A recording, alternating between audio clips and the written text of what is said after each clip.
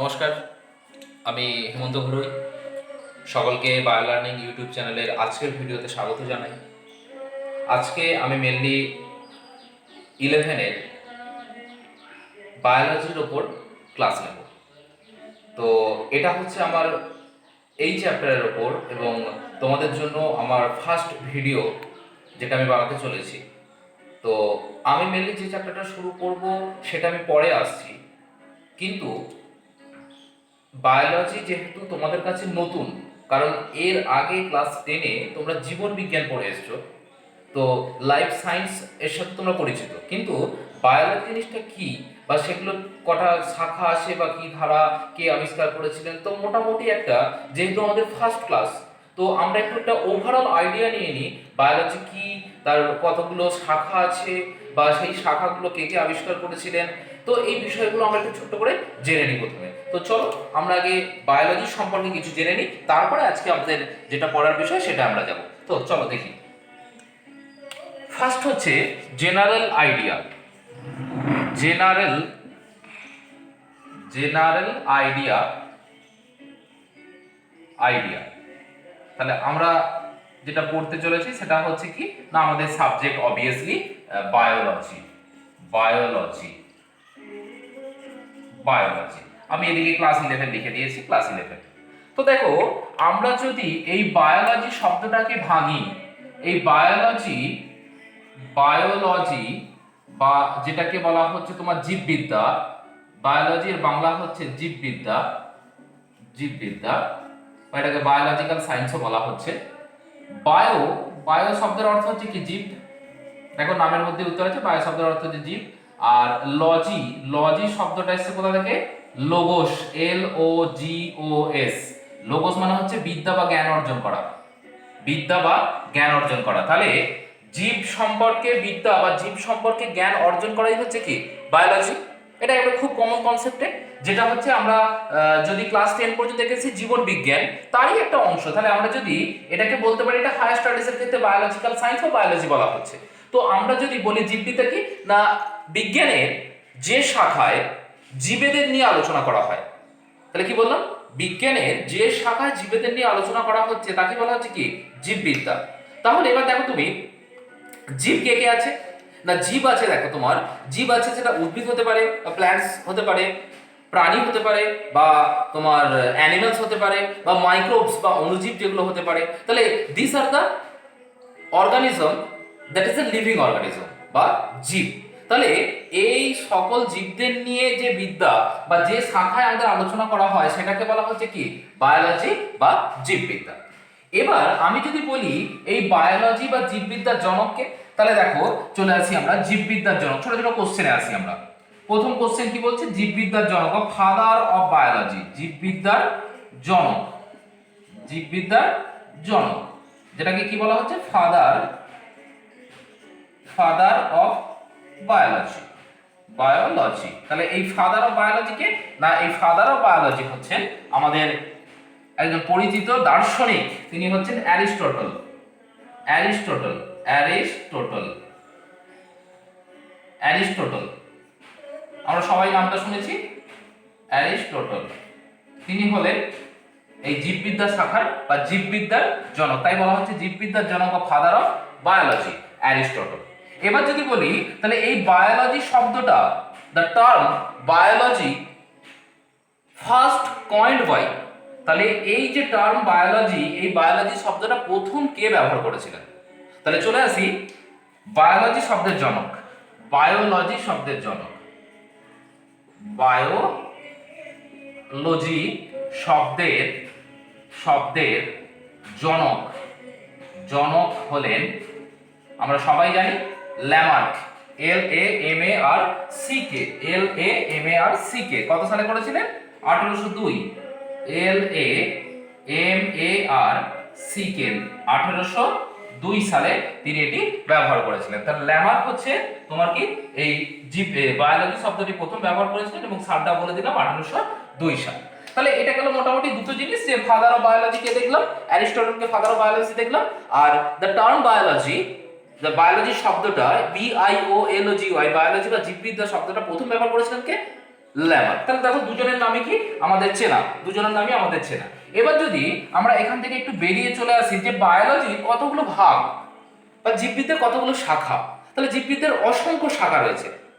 তো আমি মোটামুটি প্রধান যে শাখাগুলো যেগুলো তোমরা পড়বে সেগুলো আমি একটু বলি। তাহলে জীববিদ্যাকে আমরা যদি ভাগ করি, জীববিদ্যা বা বায়োলজিকে আমরা যদি ভাগ করি বায়োলজি, বায়োলজি বা জীববিদ্যা, এই বায়োলজি বা জীববিদ্যার দেখো যে শাখাগুলো আমরা পাচ্ছি মেনলি সেটা হচ্ছে তোমার তিনটে শাখা পাচ্ছি।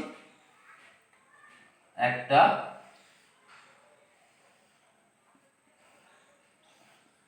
দুটো, আর এটা হচ্ছে তোমার 3 নম্বর শাখা। এই হচ্ছে তোমার তিনটে শাখা। তাহলে এই বায়োলজি বা জীববিদ্যার যে তিনটে প্রধান শাখা সেগুলো আমি একটু বলি। প্রথমত হচ্ছে যেটাকে বলা হচ্ছে বটানি, বটানি BOTANY, বটানি বা যেটাকে বলা হচ্ছে কি উদ্ভিদ বিদ্যা, উদ্ভিদ বিদ্যা প্রথম শাখা। আরেকটা হচ্ছে জুলজি, জুলজি বা প্রাণীবিদ্যা, প্রাণীবিদ্যা। আর 3 নম্বর হচ্ছে ফিজিওলজি, ফিজিওলজি, ফিজিওলজি বা শারীরবিদ্যা, শারীরবিদ্যা। তাহলে কি বললাম না জীববিদ্যার বা বায়োলজির হচ্ছে প্রধানত তিনটে শাখা আমি বলেছি এখানে। বায়োলজির তিনটে শাখা বলেছি, একটা হচ্ছে বটানি বা উদ্ভিদবিদ্যা, 2 নম্বর বলেছি জুওলজি বা প্রাণীবিদ্যা, আর 3 নম্বর বলেছি ফিজিওলজি বা শরীরবিদ্যা। তাহলে দেখো এখানে যদি বলি বটানি কি না, বটানি হচ্ছে জীববিদ্যার যে শাখায় উদ্ভিদদের নিয়ে আলোচনা করা হয়।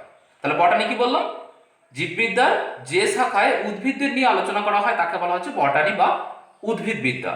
2 নম্বর কি জুওলজি বা প্রাণীবিদ্যা। তাহলে কি বলেছি প্রাণীবিদ্যা না, জীববিদ্যার যে শাখায় প্রাণীদের নিয়ে আলোচনা করা হয় সেটা হচ্ছে তোমার জীববিদ্যা, সরি প্রাণীবিদ্যা। আর শরীর নিয়ে যেখানে আলোচনা করা হবে সেটা উদ্ভিদ বা প্রাণী, শরীর নিয়ে যেখানে আলোচনা করা হয় সেটাকে বলা হচ্ছে শরীরবিদ্যা বা ফিজিওলজি। এবার যদি আমরা বলি যে প্রত্যেকটা শাখার একজন করে জনক আছেন, প্রত্যেকটা শাখার জনকের নামগুলো আমরা দেখে নিই। যদি আমরা প্রথমেই চলে আসি তোমার উদ্ভিদবিদ্যা দিয়ে, তার শাখা তার হচ্ছেন জনক হলেন ফাদার অফ বটানি, সেটা হচ্ছে থিওফ্রাস্টাস, থিওফ্রাস্টাস। তাহলে আমি এখানে ফাদার একদম শর্টে লিখছি, ফাদার অফ বটানি সেটা হচ্ছেন Theophrastus, THERO,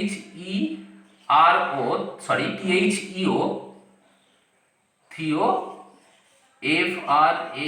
FRASTES, Theophrastus FRAST, সম্ভবত PHRAS হবে, THEO, থিও, সরি একটু ভুল হলো, PH হবে, PHRASTUS হবে, হ্যাঁ এটা ঠিক আছে, THEO PHRASTUS, থিওফ্রাস্টাস। যদি বাংলায় লিখি থিওফ্রাস্টাস, ইনি হলেন ফাদার অফ বটানি। তারপরে চলে আসছে ফাদার অফ জুওলজি, এই জুওলজির জনককে। তাহলে জুওলজির জনক হচ্ছেন Aristotle, Aristotle, Aristotle, TOTLE, Aristotle. তো ইনি হচ্ছেন জুওলজির জনক। এবার যদি আমরা ফিজিওলজিতে চলে আসি, ফিজিওলজির আবার দুটো ভাগ আছে, উদ্ভিদের ক্ষেত্রে ফিজিওলজি হয় এবং প্রাণীদের ফিজিওলজি হয়। এবার যদি এটাকে ভাগ করি, যেটা হচ্ছে তোমার দুটো ভাগ, সেটা হচ্ছে একটা হচ্ছে তোমার উদ্ভিদ প্ল্যান্ট ফিজিওলজি, আর একটা তোমার চলে যাবে তাহলে অ্যানিম্যাল ফিজিওলজি। তাহলে ভাগ করে দিলাম দুটো ভাগ, একটাকে বললাম কি উদ্ভিদ শারীরবিদ্যা, উদ্ভিদ শারীরবিদ্যা, উদ্ভিদ শারীরবিদ্যা, যেটাকে বলা হচ্ছে কি না plant physiology, plant physiology, physiology. আর একটা হচ্ছে প্রাণী শারীরবিদ্যা, প্রাণী শারীরবিদ্যা, শারীরবিদ্যা, যেটাকে বলা হচ্ছে তোমার animal physiology, animal physiology, physiology. তাহলে শারীরবিদ্যাকে দুটো ভাগে ভাগ করা হচ্ছে, একটা বলা হচ্ছে কি তোমার উদ্ভিদ শারীরবিদ্যা, যেটাকে বলা হচ্ছে প্ল্যান্ট ফিজিওলজি, আর একটা হচ্ছে প্রাণী শারীরবিদ্যা বা অ্যানিম্যাল ফিজিওলজি। এবার দেখো এদের জনককে যদি আমি উদ্ভিদ শারীরবিদ্যা বা প্ল্যান্ট ফিজিওলজির জনক বলি, প্ল্যান্ট ফিজিওলজির জনক হচ্ছে Stephen Hales, Stephen STEPHEN, Stephen Hales, Stephen Hales, তিনি হলেন উদ্ভিদ শারীরবিদ্যার জনক। তো প্রাণী শারীরবিদ্যা যেটা আছে, প্রাণী শারীরবিদ্যার জনক হচ্ছেন তোমার ক্লড বার্নার্ড। প্রাণী শারীরবিদ্যার জনক আমি এইটা উপরটা লিখে দিচ্ছি, Claude Bernard, CL AUDE, Claude, CLAUD, Claude Bernard, BERNARD, Claude Bernard, CLAUDE, Claude Bernard, BERNARD, Bernard. Claude Bernard হচ্ছে অ্যানিমাল ফিজিওলজি বা উদ্ভিদ প্রাণী শারীরবিদ্যার জনক। তো এই গেল মোটামুটি আমাদের কি না, এই গেল মোটামুটি আমাদের বায়োলজি ব্রাঞ্চ।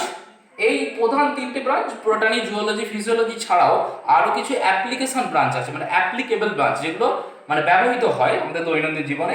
যেমন হচ্ছে বায়োকেমিস্ট্রি হতে পারে, যেটাকে জৈব রসায়ন, যেটা তোমরা ক্লাস 9 অলরেডি পড়েছো, বায়োফিজিক্স বা জৈব পদার্থবিদ্যা, বায়োমেট্রি, হ্যাঁ, যেটা ম্যাথামেটিক্সের সাথে জীববিদ্যার একটা কম্বিনেশন, হ্যাঁ, তারপরে হচ্ছে সাইবারনেটিক্স, ইত্যাদি ইত্যাদি অনেক আছে। তো আমরা মোটামুটি এই তিনটে নিয়ে পড়বো। আর তোমাদের সিলেবাসের মধ্যে তোমরা দেখবে বটানি, জিওলজি, ফিজিওলজি এই জায়গাগুলো পাবে, যদি কিছু অ্যাপ্লিকেবল পার্ট রয়েছে। তো এই মোটামুটি এই তিনটে নিয়ে আলোচনা করব। আর আমি তোমাদের ক্লাস 11-এর যে জিনিসটা শুরু করব সেটা হচ্ছে বটানির একটা পার্ট শুরু করব। তো আমি বটানি থেকে শুরু করব, কারণ বটানি সম্পর্কে মোটামুটি তোমাকে বলে দিয়েছি যে যে শাখায় উদ্ভিদদের নিয়ে আলোচনা করা হয় সেটাকে বটানি বলা হচ্ছে। এবং বটানির জনক কি বললাম? থিওফাস্টাস হচ্ছে ফাদার অফ বটানি। তো এই বটানির একটা চ্যাপ্টার আমি তোমাদের শুরু করতে চলেছি, সেটা হচ্ছে তোমার ইউনিট 2 এর চ্যাপ্টার নাম্বার বলে দিই। ইউনিট 2 তোমাদের সিলেবাস বা বইটা দেখলেই পাবে। ইউনিট 2 এর মধ্যে চ্যাপ্টার নাম্বার 4, এইটা হচ্ছে তোমার কি না, এই চ্যাপ্টারটা আমি শুরু করতে চলেছি। যদি তোমাদের ওভারঅল বা সিলেবাসটা আমি বলে দিই, তোমাদের ওভারঅল সিলেবাস হচ্ছে ইউনিট আছে তোমাদের 5টা ইউনিট আছে। ইউনিট আছে টোটাল 1, 2, 3, 4 and 5। এই হচ্ছে তোমাদের ক্লাস 11 এর টোটাল ইউনিট। 5টা ইউনিট আছে, 5 ধরনের টপিক তুমি এখানে পাবে। এবং টোটাল 5টা ইউনিট মিলিয়ে চ্যাপ্টার কটা রয়েছে? 20টা, যদি তুমি বাংলা বইগুলো দেখো। ঠিক আছে, বেঙ্গলি বইগুলো যদি দেখো, আর যদি এনসিইআরটি যদি দেখো, সেখানে পাবে চ্যাপ্টার নাম্বার 22টা চ্যাপ্টার আছে। ঠিক আছে, তাহলে কি বললাম না, তোমাদের ক্লাস 11 এর ইউনিট আছে কটা? 5টা ইউনিট আছে। আর যদি বাংলা বই দেখো, তোমার সেখানে চ্যাপ্টার পাবে তুমি কটা? 20টা। আর যদি এনসিইআরটি দেখো বা সিবিএসসি যে বইটা, সেখানে তুমি চ্যাপ্টার পাবে 22টা। ঘাবড়ানোর কিছু নেই, কারণ একই জিনিস আছে, চ্যাপ্টারগুলো এনসিইআরটিতে একটু ভেঙে দেওয়া আছে বলে এখানে যেটা একটা চ্যাপ্টার, এখানে সেটা দুটো করে দেওয়া আছে, যার জন্য চ্যাপ্টারটা 20 তুলনায় 20 থেকে 22 হয়ে গেছে, কিন্তু দুটো বেড়ে গেছে। তো চলো তাহলে আমরা বটানির পার্টে যে অংশটা আমরা শুরু করবো, যেটা বলে দিলাম ইউনিট 2 এর মধ্যে যে চ্যাপ্টারটা, সেটা হচ্ছে চ্যাপ্টার নাম্বার 4। সেই চ্যাপ্টার নাম্বার 4টা শুরু করি, চলো দেখি। ওকে, তাহলে আমরা চলে এসেছি, দেখো আমাদের ক্লাস 11 এর ইউনিট 2 চ্যাপ্টার নাম্বার 4, যেটা আছে হচ্ছে স্ট্রাকচারাল অর্গানাইজেশন ইন প্ল্যান্টস, যেটাকে বলা হচ্ছে উদ্ভিদের গঠনগত অঙ্গসংস্থান। তাহলে দেখো, আমরা ক্লাসে বা আমরা ছোটবেলা থেকে জেনে এসেছি, মোটামুটি ক্লাস 8-এ 9-এ মোটামুটি আমরা জেনেছি যে আমাদের জীবদেহ যদি আমরা ধরি, তাহলে আমাদের জীবদেহ কি অসংখ্য কোষ দিয়ে গঠিত।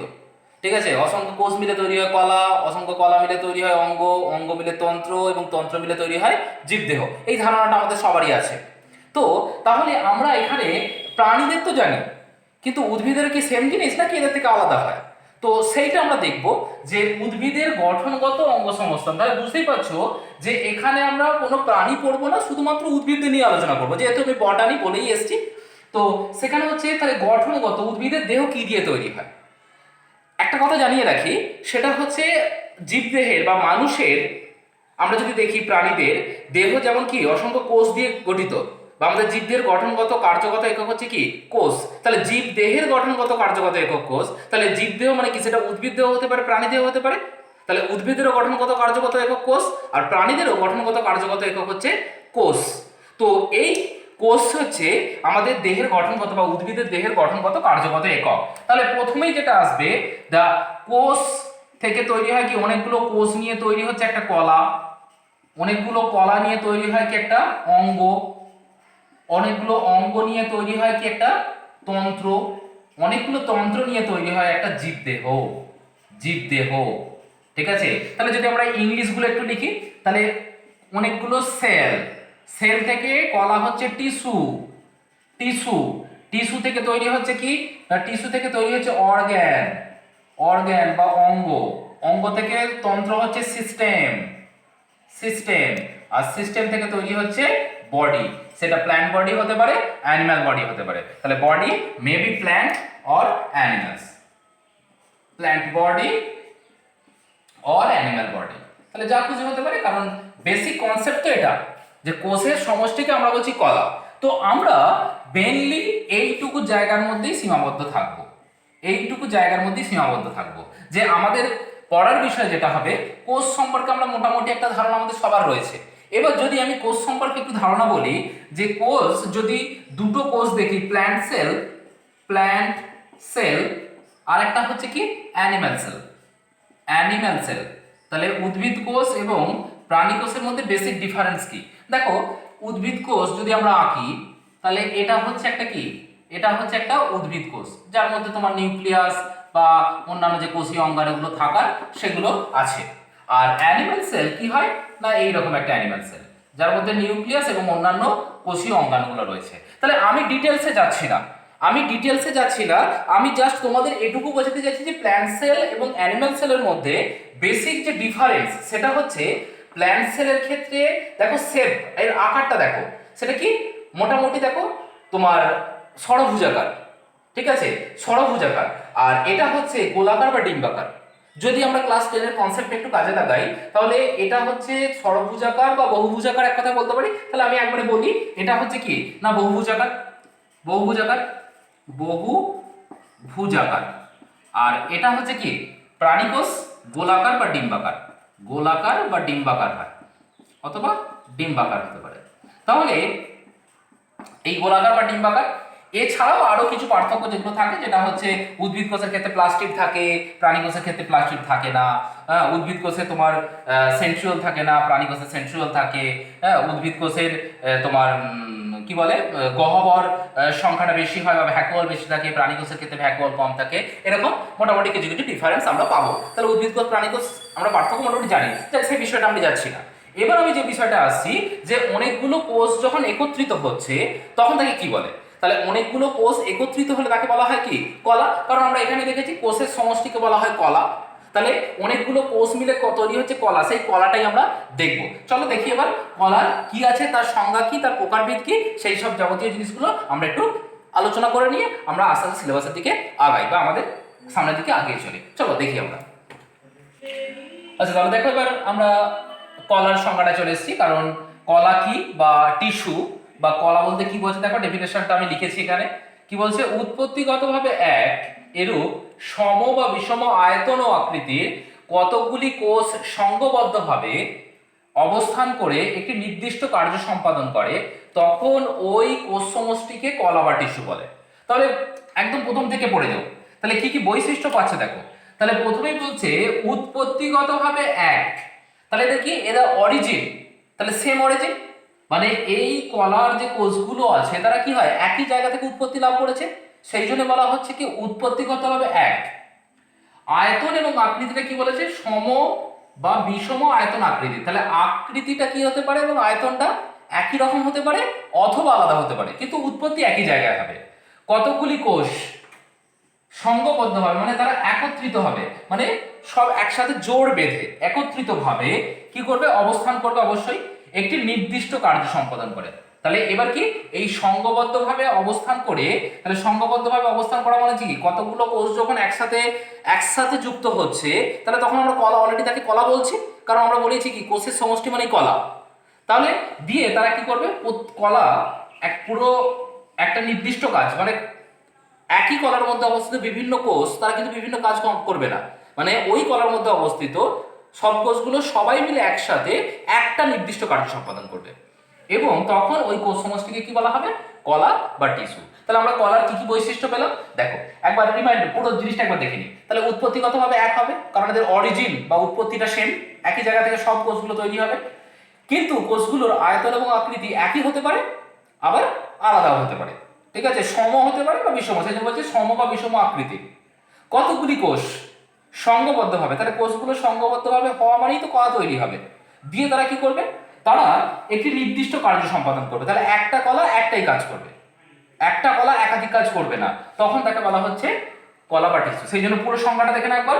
উৎপত্তিগতভাবে এক, এরূপ সম বা বিষম আয়তন ও আকৃতির কতকগুলি কোষ সংঘবদ্ধভাবে অবস্থান করে একটি নির্দিষ্ট কার্য সম্পাদন করে, তখন ওই কোষ সমষ্টিকে বলা হচ্ছে কলা বা টিস্যু। এবার যদি আমি কলার ভাগ করি, কলা কয় প্রকার, কলার যদি শ্রেণীবিভাগ করতে আসি, কলা বা টিস্যু, তাহলে ইংলিশে একে বলা হচ্ছে টিস্যু। তাহলে এই কলা বা টিস্যু হচ্ছে দুই প্রকার। কিরকম না, এটা একটা, আর এইদিকে যদি একটা ভাগ করি, এটা একটা। তাহলে দেখো দুটো ভাগ করা হলো। একটাকে কি বলা হচ্ছে না, একটা যে কলা উদ্ভিদের দেহে থাকে সেটাকে বলা হচ্ছে উদ্ভিদ কলা বা প্ল্যান্ট টিস্যু, প্ল্যান্ট টিস্যু, বা যেটাকে বলা হচ্ছে উদ্ভিদ কলা, উদ্ভিদ কলা। আর প্রাণীদের দেহে যে কলা থাকে সেটা হচ্ছে কি অ্যানিম্যাল টিস্যু বা প্রাণী কলা, অ্যানিম্যাল টিস্যু, বা যেটাকে বলা হচ্ছে তোমার প্রাণী কলা। ঠিক আছে, তাহলে টিস্যু বা কলা দুই প্রকার, একটা হচ্ছে উদ্ভিদের দেহে বলে উদ্ভিদ কলা বা প্ল্যান্ট টিস্যু, আর একটা হচ্ছে প্রাণী দেহে হলে প্রাণী কলা বা অ্যানিম্যাল টিস্যু। তো আমি অ্যানিম্যাল টিস্যু পড়াবো না, আমি চলে যাব কোথায়, প্ল্যান্ট টিস্যুতে। তাহলে এখন স্টেপ বাই স্টেপ ঢুকছি। আমরা প্রথমে বায়োলজিতে ঢুকেছিলাম, বায়োলজি থেকে আমরা কোথায় ঢুকলাম, বটানি, বটানি থেকে কোথায় ঢুকলাম, স্ট্রাকচারাল অর্গানাইজেশন, সেখান থেকে সেল দিয়ে হয়ে টিস্যু, টিস্যু থেকে হয়ে কোথায় ঢুকলাম, প্ল্যান্ট টিস্যু। এবার চলে এসো প্ল্যান্ট টিস্যুটা, আমরা পুরোটা আমি তোমাদের পড়াবো পুরো প্ল্যান্ট টিস্যু। এবার যদি আমি এখান থেকে একটা শর্ট কোশ্চেন বলি, যে এই যে কলাতন্ত্র, এই যে এত কিছু আছে, আমরা এর পরেও যেগুলো পড়বো, তাহলে এত কিছু কে আবিষ্কার করেছিলেন? তাহলে এরও নিশ্চয়ই একজন টিস্যু সিস্টেম বা কলাতন্ত্রের জনক কেউ আছেন। তাহলে ফাদার অফ টিস্যু সিস্টেম বা কলাতন্ত্রের জনক যদি বলি, আমি এখানে লিখে দিচ্ছি কোশ্চেনটা, শর্ট কোশ্চেন, সেটা হচ্ছে উদ্ভিদ কলাতন্ত্রের জন্য, প্রাণীদের নয় কিন্তু, উদ্ভিদ উদ্ভিদ কলাতন্ত্রের উদ্ভিদ কলাতন্ত্রের জনক হলেন নেহেমিয়া গ্রিউ, নেহেমিয়া গ্রিউ। ইংলিশে যদি লিখি NEHE, নেহে MIAH, নেহেমিয়া গ্রিউ, GREW, নেহেমিয়া গ্রিউ। ইনি হলেন উদ্ভিদ কলাতন্ত্রের মানে plant tissue, father of plant tissue system, Nehemiah Grew. Clear? তাহলে এটা তোমাদের কাছে কিন্তু নোট করে রাখবে, কারণ এগুলো তোমাদের কাছে অ্যাসেট, কারণ আমি পুরো বিষয়টাকে গুছিয়ে বলার চেষ্টা করছি, পরপর স্টেপ বাই স্টেপ যাওয়ার চেষ্টা করছি। তো এগুলো ভালো করে নোট ডাউন করবে তোমরা। আর নেহেমিয়া গ্রিউ সেটা হচ্ছে প্ল্যান্ট টিস্যু সিস্টেমের জনক বা ফাদার। তো এরপরে চলে এসো প্ল্যান্ট টিস্যু। প্ল্যান্ট টিস্যুকে যদি আমরা ভাগ করি, ঠিক আছে, প্ল্যান্ট টিস্যুকে যদি আমরা ভাগ করি, সেখানে আবার বিভিন্ন ধরনের ভাগ পাবো। তো দেখো প্ল্যান্ট টিস্যুতে আমরা চলে আসি, সেটা হচ্ছে যে প্ল্যান্ট টিস্যু গঠন বা উদ্ভিদ কলাকে গঠন এবং কাজ অনুসারে দুভাগে ভাগ করা হয়। ঠিক আছে, উদ্ভিদ কলাকে কি বলছে, উদ্ভিদ কলাকে গঠন এবং কাজ অনুসারে দুভাগে ভাগ করা হচ্ছে। তোমার একটা হচ্ছে যে একটা ভাগ, আর এদিকে একটা চলে আসছে আমি দ্বিতীয় ভাগ। ঠিক আছে, তাহলে এক নম্বর শাখা কি না, প্ল্যান্ট টিস্যু বা উদ্ভিদ কলার এক নম্বর শাখা যেটা বলা হচ্ছে কি ভাজক কলা। তাহলে প্ল্যান্ট টিস্যু কয় প্রকার, ভাজক কলা, ভাজক কলা, বা যেটাকে ইংলিশে বলা হয় মেরিস্টিমেটিক টিস্যু, মেরিস্টিমেটিক টিস্যু, বা সংক্ষেপে এটাকে বলা হয় কি মেরিস্টেম, সংক্ষেপে এটাকে বলা হচ্ছে মেরিস্টেম। হলো, তাহলে ভাজক কলা বা মেরিস্টেমেটিক টিস্যু বা মেরিস্টেম। আর দু নম্বর যেটা ভাগ সেটাকে বলা হচ্ছে তোমার স্থায়ী কলা, স্থায়ী কলা, স্থায়ী কলা, বা যেটাকে বলা হচ্ছে কি তোমার permanent tissue, permanent tissue, permanent tissue. তাহলে কলা দুই প্রকার। তাহলে পুরো বিষয়টা কি গেল না, কলা থেকে আমরা চলে এলাম কোথায়, প্লান্ট টিস্যু বা উদ্ভিদ কলা। উদ্ভিদ কলা এটা বলেছি, এটা আমি পড়াবো না, প্রাণী কলা অন্যজন পড়াবেন, প্লান্ট টিস্যুটা আমি পড়াবো। তো প্লান্ট টিস্যুটা যেটা হয়ে গেছে সেটা হচ্ছে তোমার দেখো দুটো ভাগে ভাগ হচ্ছে প্লান্ট টিস্যুকে, একটা হচ্ছে ভাজক কলা বা মেরিস্টেমেটিক টিস্যু বা মেরিস্টেম, আর একটা হচ্ছে স্থায়ী কলা বা পার্মানেন্ট টিস্যু। এইটা হচ্ছে দুটো ভাগ। এবার প্রথমে যেটা আমি ঢুকবো সেটা হচ্ছে ভাজক কলায়। তাহলে এইটা আমরা আপাতত আগে ডিসকাস করব, এটা ডিসকাশন কমপ্লিট হলে আমরা তখন স্থায়ী কলায় যাব। তো চলো আমরা ভাজক কলায় আস্তে আস্তে ঢুকি, এসো। তাহলে আমরা দেখো ভাজক কলার সংজ্ঞাটা প্রথমে দেখে নিই। তাহলে ভাজক কলা তোমার কলা উদ্ভিদ কলা দুই প্রকার বলেছি, ভাজক কলা, স্থায়ী কলা। তাহলে প্রথমে আমরা ভাজক কলায় চলে এসেছি। ভাজক কলা কি বলছে দেখো, একই আকৃতির সম্পন্ন পাতলা কোষপ্রাচীর বিশিষ্ট সর্বদা বিভাজনে সক্ষম তরুণ কোষ সমষ্টিকে ভাজক কলা বলে। দেখো নামের তোমার সংজ্ঞার মধ্যে তোমার বৈশিষ্ট্যগুলো বলে দেওয়া রয়েছে, কি কি আছে দেখো। একই আকৃতি সম্পন্ন, তাহলে ভাজক কলার যে কোষগুলো থাকবে তাদের আকৃতিগুলো কি হবে, একই রকম আকৃতি হবে।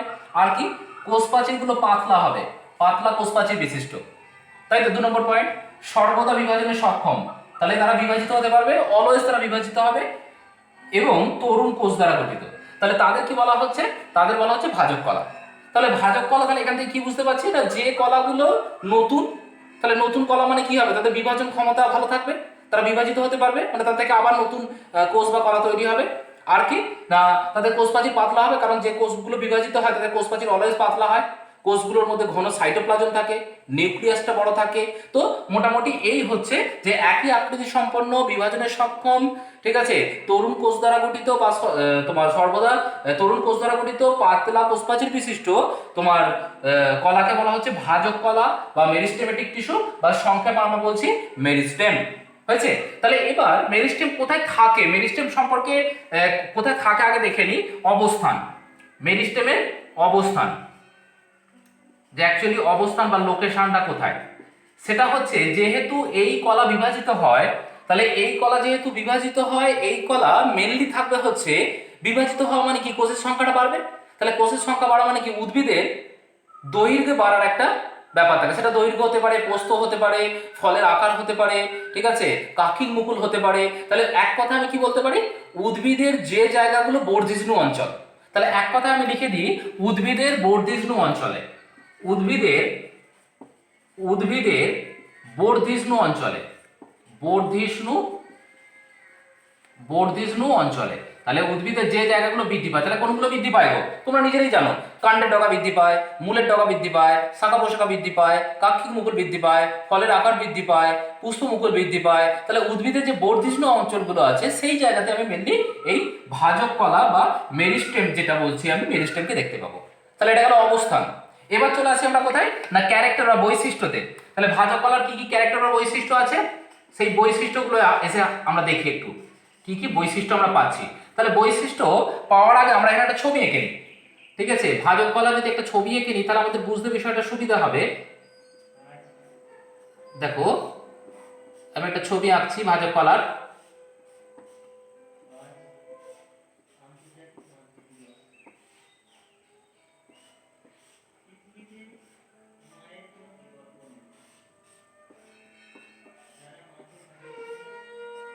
তাহলে দেখো একটা ছবি আমি খুব এঁকে নিয়েছি, মোটামুটি আমার বোঝার মতো একটা পার্ট দেখতেই পাচ্ছ তোমরা।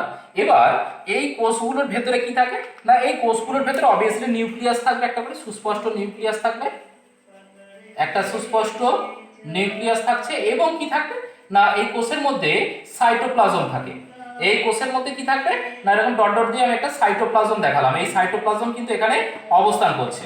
তো এবার এর থেকে কি কি বৈশিষ্ট্য আমরা পাবো সেগুলো একটু দেখে নেবো, যে এই কোষগুলোর কি কি বৈশিষ্ট্য আছে বা কি কি বৈশিষ্ট্য থাকার জন্য এদেরকে আমরা ভাজক কলার মধ্যে ফেলছি, সেইগুলো আমরা একটু দেখে নিই। চলো দেখে নিই।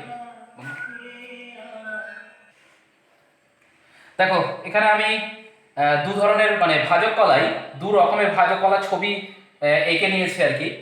তো দেখো এখানে আমরা এখান থেকে যে বৈশিষ্ট্যগুলো দেখতে পাচ্ছি সেই বৈশিষ্ট্যগুলো, কারণ এটাও ভাজক কলা এটাও ভাজক কলা, প্রস্থচ্ছেদ, ঠিক আছে, এটা অ্যাকচুয়ালি হচ্ছে ভাজক কলার প্রস্থচ্ছেদ, দুটোই হচ্ছে ভাজক কলার প্রস্থচ্ছেদ, ভাজক কলার প্রস্থচ্ছেদ।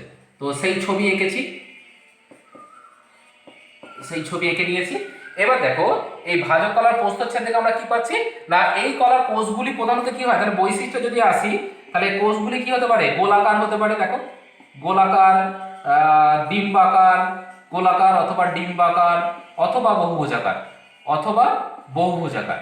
তাহলে এই কলার কোষগুলো কি কি হলো, গোলাকার, ডিম্বাকার বা বহুভুজাকার প্রকৃতির হয়। আমি পুরোটা লিখলাম না, আমি জাস্ট পয়েন্টটা উল্লেখ করলাম। তাহলে গোলাকার তুমি দেখতে পাচ্ছ, গোলাকার ডিম, এটা গোলাকার অনেকটা দেখতে পাচ্ছি, এটা অনেকটা গোল দেখতে পাচ্ছি, কিন্তু এটা ডিমের মতো, বা এটা বহুভুজাকার, তাহলে এরকম হতে পারে। এবার আর কি পাচ্ছি, ছবি দেখে দেখে একদম বলবো, কোষের মধ্যে একটা সুস্পষ্ট নিউক্লিয়াস আছে, তাহলে 2 নম্বর কি, কোষের সুস্পষ্ট নিউক্লিয়াস, সুস্পষ্ট নিউক্লিয়াস বর্তমান, নিউক্লিয়াস থাকে, নিউক্লিয়াস থাকে বা বর্তমান। আর কি কোষে দেখো ঘন সাইটোপ্লাজম দেখতে পাচ্ছি, তাহলে 3 নম্বর কি কোষে, কোষে ঘন সাইটোপ্লাজম থাকে, ঘন সাইটোপ্লাজম থাকে, সাইটোপ্লাজম থাকে। তাহলে সাইটোপ্লাজম থাকে মানে কি, এটা কি কোন জিনিসটাকে ইন্ডিকেট করে? সাইটোপ্লাজম মেনলি তোমার ইন্ডিকেট করে সেটা হচ্ছে সেল ডিভিশন হলে বা কোষ বিভাজনে সাহায্য করে। কারণ নিউক্লিয়াস কোষ বিভাজন, একটা সুস্পষ্ট নিউক্লিয়াস পাচ্ছি মানে সেখানে কি হবে, নিউক্লিয়াসের বিভাজন হয় ক্যারিওকাইনেসিস, আর সাইটোপ্লাজম যত বেশি থাকবে তোমার কি হবে, সাইটোকাইনেসিসটা সুন্দর হবে। তাহলে কোষ বিভাজনের মাধ্যমে এটা তাহলে কি কোষ বিভাজনে সাহায্য করে, সেই জায়গাটাকে ইন্ডিকেট করছে। এটা বলেছিলাম না সর্বদা বিভাজনে সক্ষম সংজ্ঞার মধ্যে। তাহলে কোষ বিভাজন যে হয় তার দুটো প্রমাণ হচ্ছে কি, 3 নম্বর পয়েন্টটা সুস্পষ্ট নিউক্লিয়াস বর্তমান, আর 2 নম্বর পয়েন্ট এবং 3 নম্বর পয়েন্ট কোষে ঘন সাইটোপ্লাজম থাকে, মানে এটা ক্যারিওকাইনেসিসে হেল্প করবে, এটা হচ্ছে সাইটোকাইনেসিসে হেল্প করবে। এটা গেল দুটো বিষয়। 3 নম্বর, তাহলে এখান থেকে 4 নম্বর আমি বলে দিতে পারি সর্বদা বিভাজনে সক্ষম, এবং কোষগুলি নবীন কোষ দ্বারা গঠিত, নবীন সর্বদা বিভাজনে সক্ষম, সর্বদা বিভাজনে সক্ষম, বিভাজনে সক্ষম। আমি ওপরের দুটো পয়েন্ট থেকে কনক্লুশন কেটে দিলাম, অবশ্যই নবীন কোষ এবং বিভাজনে সক্ষম। 5 নম্বর কি না কোষে কোনো ভ্যাকুয়াল থাকে না, তাহলে সাধারণত ভ্যাকুয়াল থাকে না, সাধারণত ভ্যাকুয়াল বা গহ্বর, ভ্যাকুয়াল VACUOLE ভ্যাকুয়াল থাকে না, থাকে না, যদিও থাকে, থাকলেও আকারে ছোট, থাকলেও ছোট হয়, আকারে ছোট হবে। তাহলে সাধারণত ভ্যাকুয়াল থাকবে না, কারণ একটা গুরুত্বপূর্ণ বৈশিষ্ট্য হচ্ছে যে কোষগুলো বিভাজিত হয় তাদের কখনোই ভ্যাকুয়াল থাকে না, ঠিক আছে? কারণ তোমরা ক্লাস 9 সেল ডিভিশন পড়ে এসছো, দেখবে যারা বিভাজন হচ্ছে তাদের ভ্যাকুয়াল বা গহ্বর আমরা পাচ্ছি না, তারা যারা বিভাজন হয় না তাদের কিন্তু এগুলো থাকে। 5 নম্বর। 6 নম্বর কি বলতে পারি, কোষান্তর রন্ধ্র থাকে না, কোষান্তর রন্ধ্র থাকে না, রন্ধ্র থাকে না। তো কোষান্তর রন্ধ্র কোনগুলো না, কোষান্তর হচ্ছে একটা কোষ থেকে, এই যে একটা কোষ আর এই একটা কোষ, এদের মাঝে যে ফাঁক দেখো খুবই সংক্ষিপ্ত, ঠিক আছে? এগুলো না থাকার বোঝাই আর কি, মানে সেই এই জায়গাগুলোকে বলা হচ্ছে কি, এই জায়গাটাকে বলা হচ্ছে তোমার কি কোষান্তর রন্ধ্র, কোষান্তর, কোষান্তর রন্ধ্র। এগুলো থাকে না, যেমন এখানে অল্প অল্প বিস্তর দেখতে পেলেও এখানে কিন্তু দেখো, এখানে কিন্তু কোনো কোষান্তর রন্ধ্র নেই, তাই আমি বললাম কি কোষান্তর রন্ধ্র থাকে না। আর কি বৈশিষ্ট্য দেখতে পাওয়া যায় না, এই কলার কোষগুলো তোমার কি বলে না কোষ প্রাচীরটা পাতলা হয়, কারণ এখানেই পেয়েছিলাম পাতলা কোষ প্রাচীর বিশিষ্ট। তাহলে 6 নম্বর 7 নম্বর বলতে পারি কি কোষ প্রাচীর পাতলা, কোষ প্রাচীর পাতলা হলে বিভাজনে সাহায্য করবে, কোষ প্রাচীর পাতলা, কোষ প্রাচীর পাতলা। আর কি 8 নম্বর একটা বলতে পারি, এই কলার কোষগুলো কি হয় না কোষগুলি মাইটোসিস পদ্ধতিতে বিভাজিত হয়, কোষগুলি, কোষগুলি মাইটোসিস পদ্ধতিতে বিভাজিত হয়, মাইটোসিস, মাইটোসিস MITOSIS মাইটোসিস পদ্ধতিতে, পদ্ধতিতে বিভাজিত হয়, বিভাজিত হয়। হয়ে গেল? তাহলে এগুলো বৈশিষ্ট্য। এবার যদি আমরা চলে আসি ভাজক কলার, যদি আমরা দেখি উদাহরণে, ঠিক আছে, লাস্ট পয়েন্ট আমাদের যেটা চলে আসি সেটা হচ্ছে ভাজক কলার মধ্যে উদাহরণ, কোথায় কোথায় পাওয়া যায় ভাজক কলা, উদাহরণ। তাহলে আচ্ছা সরি, কোথায় কোথায় পাওয়া যায় তো বলেছি অবস্থান, সরি একটু ভুল বলে ফেললাম। কি কি মানে ভাজক কলার উদাহরণ কি কি, ঠিক আছে? যেমন আমরা বলতে পারি অগ্রস্থ ভাজক কলা, অগ্রস্থ ভাজক কলা, ভাজক কলা যেটাকে বলা হয় অ্যাপিকাল মেরিস্টেম, পার্শ্বস্থ ভাজক কলা, পার্শ্বস্থ ভাজক কলা, ভাজক কলা। অগ্রস্থ ভাজক কলা যেমন উদ্ভিদের অগ্রভাগে, মূল কাণ্ড পাতার অগ্রভাগ, পার্শ্বস্থ ভাজক কলা হচ্ছে তোমার গাছের পরিধি বরাবর থাকে, ঠিক আছে? আর কি ডারমাটোজেন, ঠিক আছে, ডারমাটোজেন, এপিপ্লেমা ডারমাটোজেন, ডারমাটোজেন, প্লিরম, পেরিব্লেম ইত্যাদি ইত্যাদি এই জায়গাগুলো আমরা দেখতে পাবো, ঠিক আছে? ডারমাটোজেন, প্রোক্যাম্বিয়াম, প্রোটোডার্ম, হ্যাঁ আরো বলতে পারি প্রোটোডার্ম, প্রোক্যাম্বিয়াম, দুটো লিখিয়ে দিলাম, প্রোটোডার্ম, প্রোক্যাম্বিয়াম, প্রোক্যাম্বিয়াম ইত্যাদি এদের ক্ষেত্রে দেখতে পাওয়া যায়। তো এই হলো মোটামুটি আমাদের ভাজক কলার সংজ্ঞা, অবস্থান, বৈশিষ্ট্যগুলো বলেছি, ছবি এবং উদাহরণ। তাহলে ভাজক কলা এই পর্যন্ত শেষ। আজকের ক্লাস আমাদের এই পর্যন্তই থাকবে, কারণ যেহেতু আমাদের এটা ফার্স্ট ক্লাস, তো আমরা এইটুকুর মধ্যে সীমাবদ্ধ থাকলাম বেসিক কনসেপ্টগুলো নিয়ে। পরের ক্লাস থেকে আমরা যেগুলো শুরু করবো সেটা হচ্ছে ভাজক কলার শ্রেণীবিন্যাস, বিভিন্ন ভাবে ভাজক কলাকে শ্রেণীবিন্যাস করা হয়, তো সেই শ্রেণীবিন্যাসগুলো পরের ক্লাসে আমরা ঢুকবো।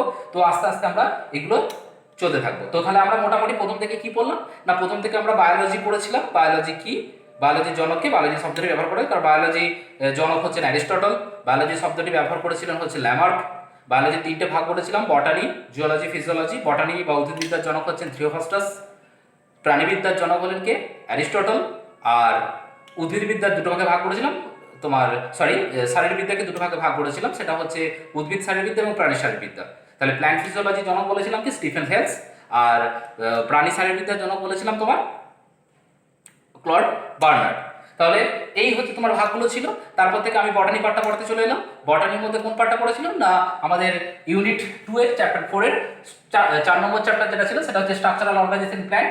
তার মধ্যে থেকে আমরা প্রথমেই ভাগ করেছি কলা বা টিস্যু। কলাকে দুভাগে ভাগ করেছি, উদ্ভিদ কলা, প্রাণী কলা।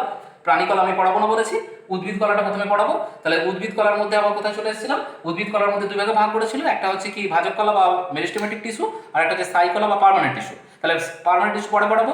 তাহলে চলে এসেছিলাম কোথায়, ভাজক কলায়। তাহলে ভাজক কলার এখানে সংজ্ঞা দেখেছি, অবস্থান দেখেছি, বৈশিষ্ট্য দেখেছি, তাহলে ছবি দেখলাম এবং উদাহরণ দেখলাম। তো এর পরের দিন আমরা কি করলাম, এর পরের দিনের ক্লাসে আমরা ভাজক কলার শ্রেণীবিন্যাসগুলো আমরা যাব। তো আজকের সিলেবাস এই পর্যন্তই, that's all for the day. তবে একটা কথা বলে রাখি, তো আজকের ভিডিও সম্পর্কে তোমাদের যদি কোনো প্রশ্ন থাকে, বা তোমরা যারা নতুন, তো নতুন যারা তারা জানো না, বায়ো লার্নিং যে ইউটিউব চ্যানেলটি আছে, বায়ো লার্নিং ইউটিউব চ্যানেল @হেমন্ত ঘড়ুই, তো ওই চ্যানেলটাকে গিয়ে তোমরা ইউটিউবে গিয়ে সাবস্ক্রাইব করে নেবে এবং পাশে থাকা বেল আইকনটিতে ক্লিক করে রাখবে, যাতে আমি যখনই কোনো ভিডিও পোস্ট করব সঙ্গে সঙ্গে তোমরা সবার আগে নোটিফিকেশনটা পেয়ে যাও। তো চ্যানেলটিকে অবভিয়াসলি সাবস্ক্রাইব করে রেখো, তবে আমার ভিডিওগুলো সহজে পেয়ে যাবে। তো এই আমার বলার বিষয় এটা ছিল। এই ক্লাসটা আমরা কন্টিনিউ করব, এইভাবেই কন্টিনিউ করব। কারো যদি কোনো প্রবলেম থাকে, আমার ফোন নাম্বার দেওয়া থাকবে, সেখানে তোমরা পার্সোনালি ফোন করে নিতে পারো, অথবা কমেন্ট বক্সে তোমরা জানাতে পারো যে তোমাদের কোন কোন সমস্যাগুলো হচ্ছে। তো that's all for the day, have a nice day, thank you.